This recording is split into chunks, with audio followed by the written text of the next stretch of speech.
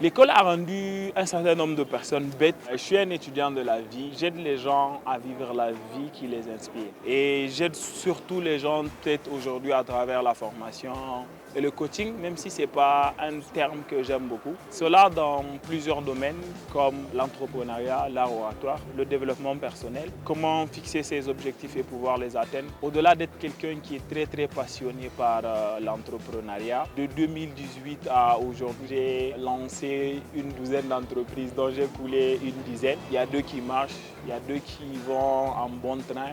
Et on espère lancer d'autres, Inch'Allah, pour l'année 2023. Hello, Dodo Yacine avec vous.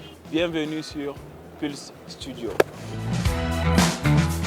L'école de la vie, c'est vraiment une philosophie. On apprend tout le temps. On apprend des grands, on apprend des petits, de nos épreuves. La vie, en gros, l'apprentissage ne s'arrête pas toujours juste à l'école, mais ça va dans la vie tous les jours, tout le temps et avec tout le monde. Et ce que j'ai le plus eu dans l'école de la vie, c'est la mentalité. C'est ma mentalité par rapport à tout ce qui m'arrive, de voir quelle opportunité je peux tirer à chaque fois dans chaque situation qui m'arrive dans la vie.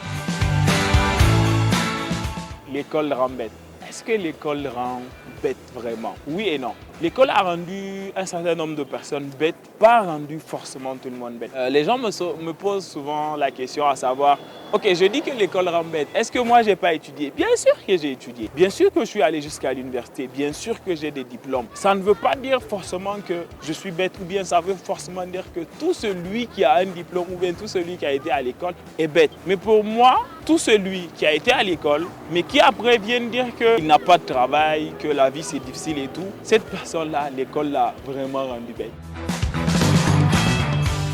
La philosophie que je prône, on ne doit pas se limiter juste à je fais l'école, je mes diplômes et je vais chercher un boulot. La réalité est qu'aujourd'hui, on doit avoir un pied à l'école et un pied dans la vraie vie. On doit étudier à partir de la vraie vie.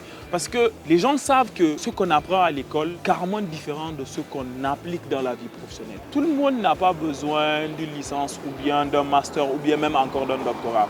Et en fonction de cela, on peut comprendre quel type d'études il faut faire. Et surtout, à quel niveau il faut s'arrêter. J'ai reçu beaucoup d'insultes et tout.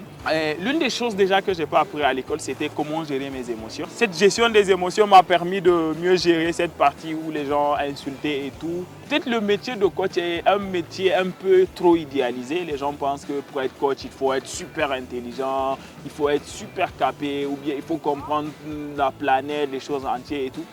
Les coachs, eux-mêmes ont leurs problèmes. Les coachs, eux, ont même leurs limites. D'ailleurs, il n'y a pas de coach dans tous les domaines. On ne peut être que coach dans un certain nombre de domaines et tout. Ça prend beaucoup d'ampleur ici au Niger dernièrement et la réalité est qu'il y a beaucoup de coachs bizarres, il y a beaucoup de mauvais coachs.